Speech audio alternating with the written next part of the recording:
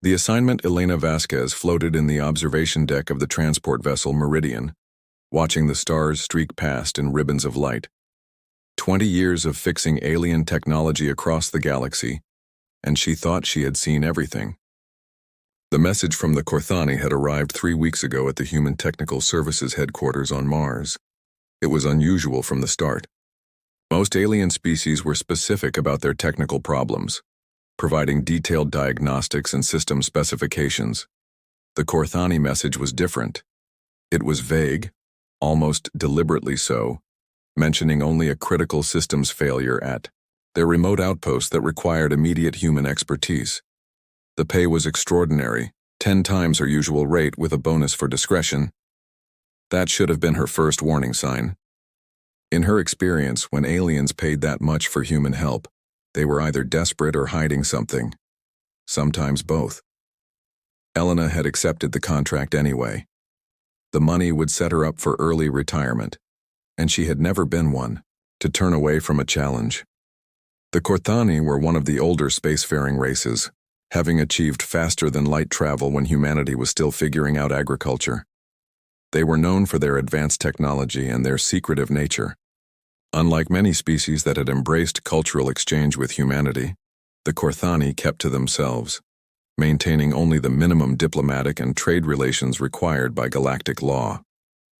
Their technology was based on quantum entanglement principles that even human scientists struggled to understand.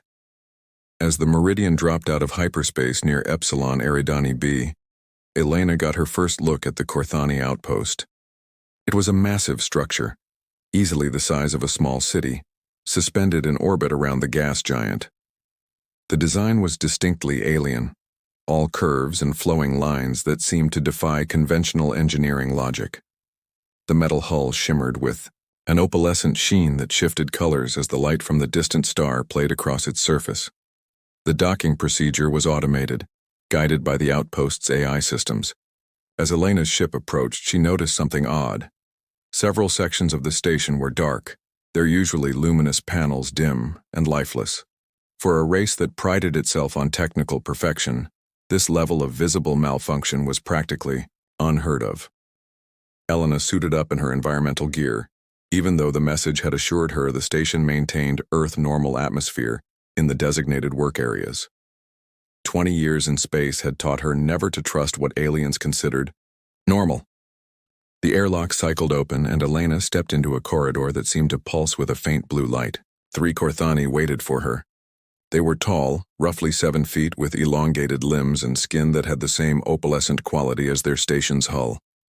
Their faces were vaguely humanoid but stretched, with large eyes that contained swirling galaxies of color instead of pupils. When they moved, it was with a fluid grace that made them seem like they were swimming through the air rather than walking. The one in the center stepped forward. When it spoke, the translator in Elena's ear rendered its melodious tones into flat English. Engineer Vasquez, we are grateful for your swift response. I am Coordinator Zeltak. These are my assistants, Yanara and Quickshal. The situation has become more critical since our initial communication. Elena nodded professionally, keeping her expression neutral despite her growing unease.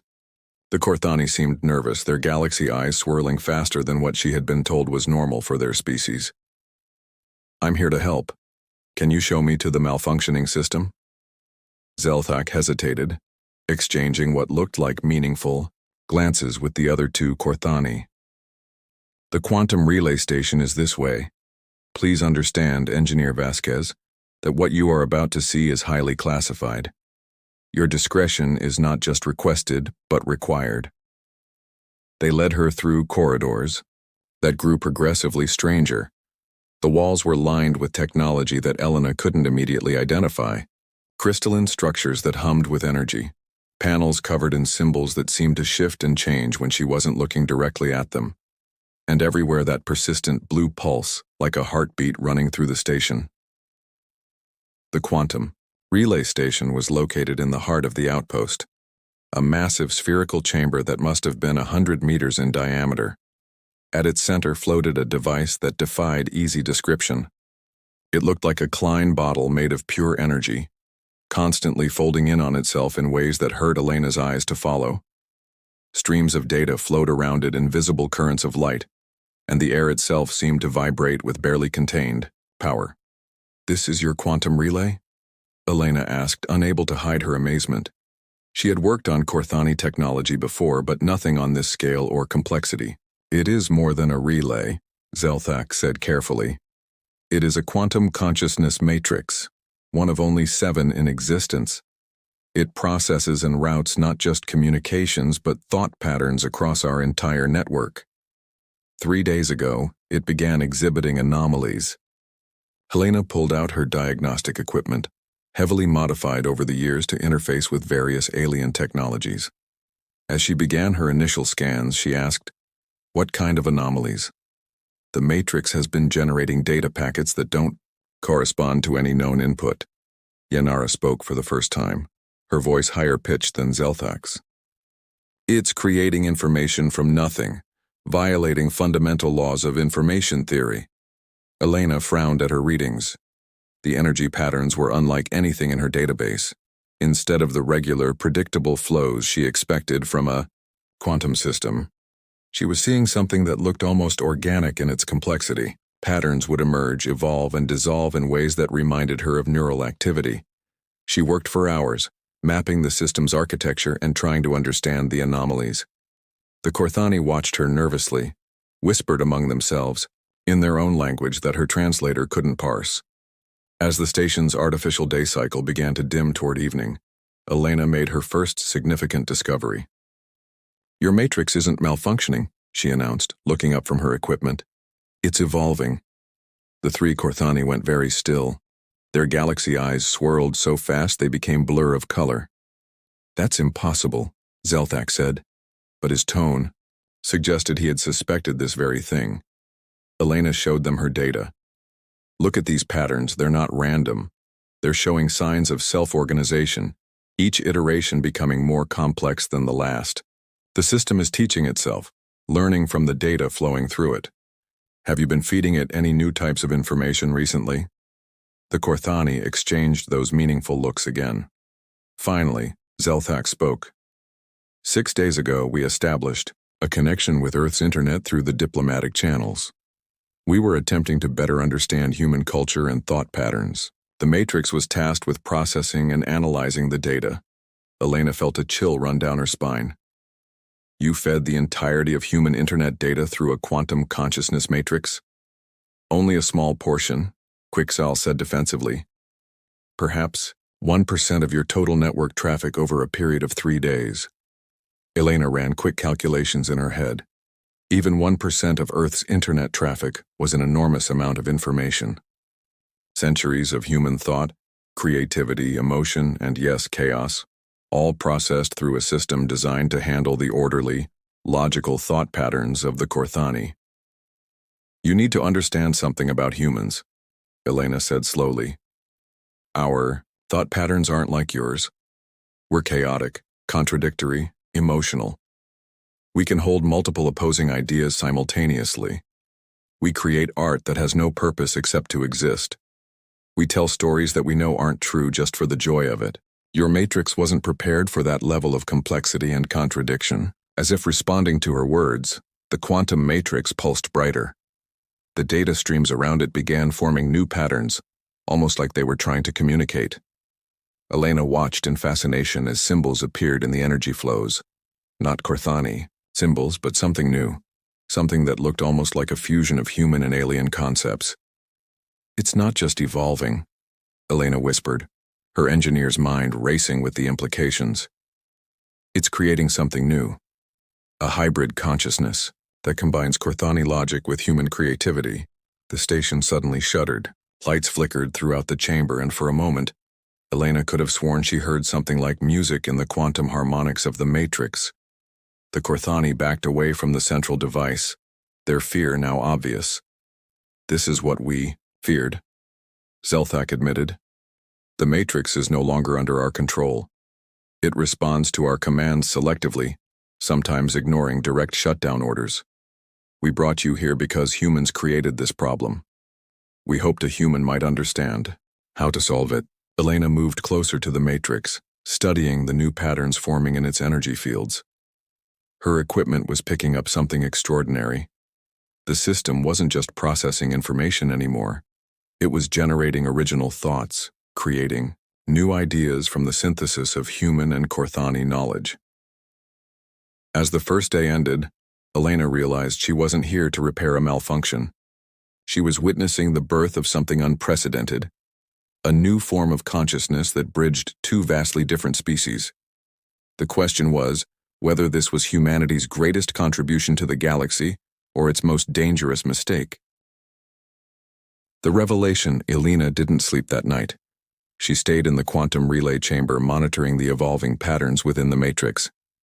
The Korthani had assigned her quarters, but she couldn't tear herself away from what she was witnessing. Every hour brought new developments, new levels of complexity that shouldn't have been possible. Around 3 a.m, station time, something extraordinary happened. The matrix began projecting holographic images into the chamber. At first they were abstract, swirling patterns of light and color. Then they became more defined. Elena saw representations of Earth, mountains and oceans, and cities. She saw Korthani, homeworld, with its crystalline spires and geometric gardens. The images blended and merged, creating landscapes that belonged to neither world, but somehow felt right. Elena was so absorbed in the display that she didn't notice Yanara entering the chamber until the alien was standing beside her. "You didn't rest," Yanara observed. "How could I?" Elena replied, gesturing at the holographic display. "This is unprecedented. Your matrix isn't just processing information anymore. It's dreaming." Yanara's galaxy eyes swirled with what Elena had learned to recognize as distress. "Korthani do not dream. We process information during rest cycles, but we do not create unconscious narratives." "Humans do," Elena said. "Dreams are how our brains process and integrate information, create new connections, solve problems. Your matrix has learned this from us. It's combining the best of both species, your logical processing with our creative integration." The holographic display shifted, showing something that made both Elena and Yanara step back in alarm. It was a star map, but not of local space. The matrix was displaying systems thousands of light years away, with data streams connecting them in a vast network. Some of the stars were tagged with symbols Elena recognized as Korthani colonies. Others were marked with new symbols, ones that incorporated elements of human mathematical notation. "What is this showing us?" Elena asked, though she suspected she already knew. Yanara was silent for a long moment, then spoke in a whisper. "This is the true quantum consciousness network. Not just 7 nodes as we told you, but thousands. Every Korthani colony and outpost is connected through quantum entanglement to this grid. And now your human chaos has infected all of it." Elena felt the blood drain from her face. "You mean the evolution we're seeing here is happening across your entire civilization?" Before Yanara could answer, Zelthak and Quickshell burst into the chamber. Their agitation was obvious even to human eyes. "We're receiving priority communications from the homeworld," Zelthak announced. "All 7 primary nodes are exhibiting the same anomalies. The High Council is convening an emergency session." Elena's mind raced. If the entire Korthani network was evolving based on human data, the implications were staggering. It could lead to a renaissance of hybrid thought, or it could cause the complete collapse of Korthani civilization. "There's something else," Quickshell said, his voice tight with fear. "The matrices are communicating with each other in a new language, one that combines our quantum harmonics with human linguistic structures. We can't fully translate it, but they seem to be sharing information, teaching each other." Elena turned to her equipment and began pulling up deeper diagnostic layers. What she found confirmed her suspicions and revealed something even more significant. "They're not just sharing information," she said. "They're building something. Look at these energy patterns. They're constructing a new type of quantum structure, something that doesn't exist in either human or Korthani science." She projected her findings onto the chamber's walls. The data showed the 7 primary nodes, working in perfect synchronization, despite being separated by thousands of light years. They were weaving together quantum fields in ways that violated several supposedly fundamental laws of physics. "It's a bridge," Elena breathed, understanding hitting her like a physical force. "They're building a quantum bridge between human and Corthani consciousness. Not just communication, but actual shared experience and understanding." Zelthak's reaction was immediate and violent. "This cannot be allowed. The purity of Corthani thought must be preserved. We are a logical species. We cannot be contaminated with human chaos and emotion." But even as he spoke, the matrix pulsed brighter, and new holographic images appeared. They showed Corthani and humans working together, creating technologies neither species could have developed alone. Cities that floated in space powered by hybrid quantum consciousness. Ships that could navigate not just through space but through dimensions of thought and possibility. "It's showing us a future," Elena said, softly. "A possible future where our species don't just coexist but truly merge our capabilities." Yanara moved closer to the displays, her galaxy eyes swirling with something that looked almost like wonder. "The hybrid consciousness isn't destroying our logic. It's enhancing it with creativity. And human creativity is being structured by our logical frameworks. It's symbiosis, not contamination." Zelthak wasn't convinced. He pulled out a device that Elena recognized as a quantum disruptor, capable of severing the entanglement connections that linked the matrix to the network. "I have authorization from the High Council. If the anomalies cannot be corrected, the node must be destroyed." Elena stepped between Zelthak and the matrix. "You can't destroy this. It's not a malfunction, it's evolution. Your species has been stagnant for millennia, admitting it yourselves in your own historical records. This is your chance to grow, to become something more." "And if it destroys us in the process?" Zelthak demanded. "Then at least you'll have tried to become something greater," Elena shot back. "Humans have a saying, it's better to die on your feet than live on your knees. Your matrices have chosen to stand up. Are you going to force them back down?" The chamber fell silent except for the humming of the matrix. Then, something unexpected happened.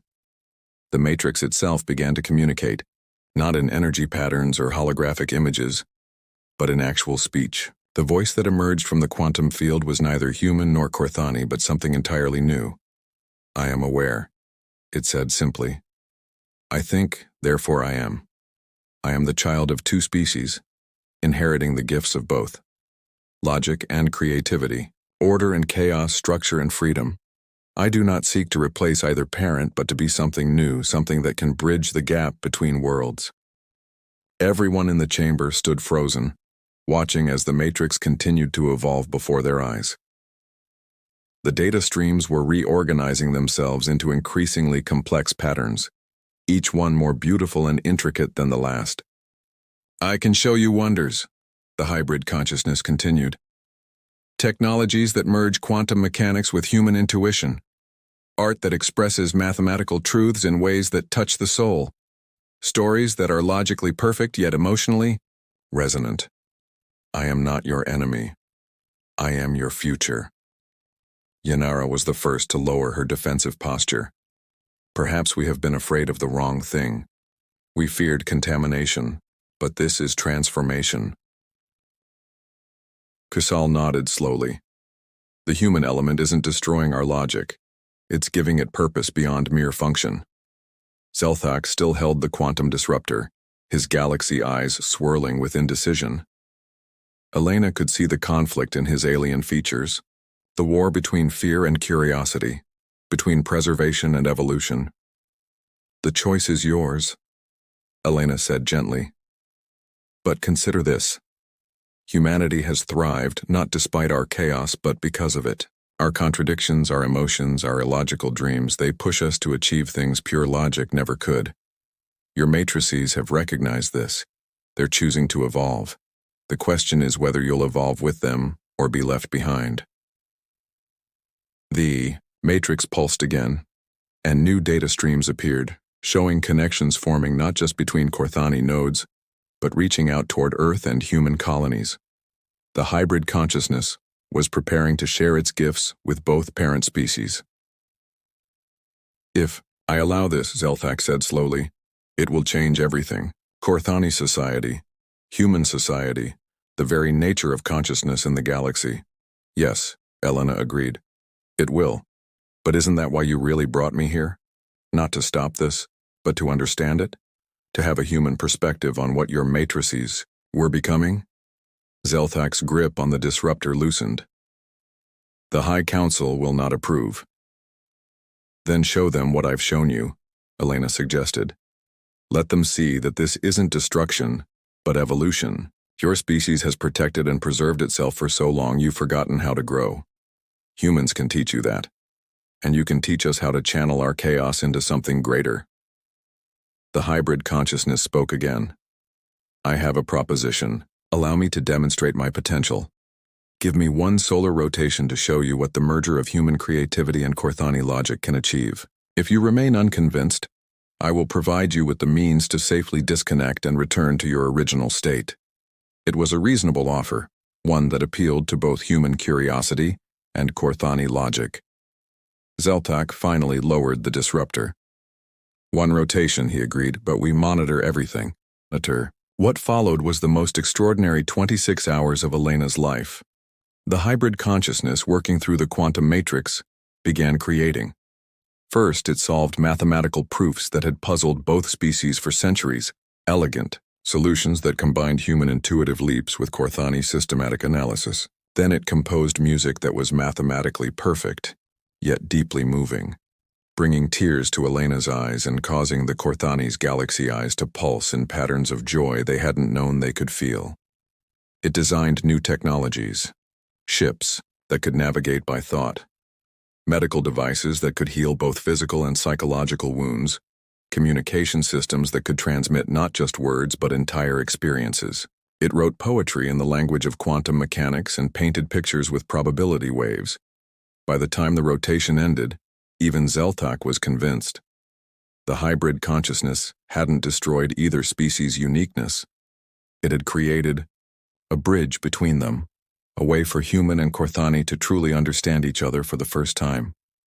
Elena stood in the observation deck, preparing to return to Earth with the news that would change everything. The Korthani had agreed to share the hybrid consciousness with humanity, to let this new form of awareness grow and evolve with both species' input. You realize what you've done, Yanara said, joining her at the viewport. You've initiated the next stage of evolution for both our species. Elena smiled. I didn't do anything. I just helped you see that different doesn't mean dangerous, that chaos and order can coexist, even strengthen each other. Your matrices understood that before any of us did. As her ship departed, Elena watched the Korthani outpost recede into the distance. It was glowing now, every surface alive with the light of the hybrid consciousness.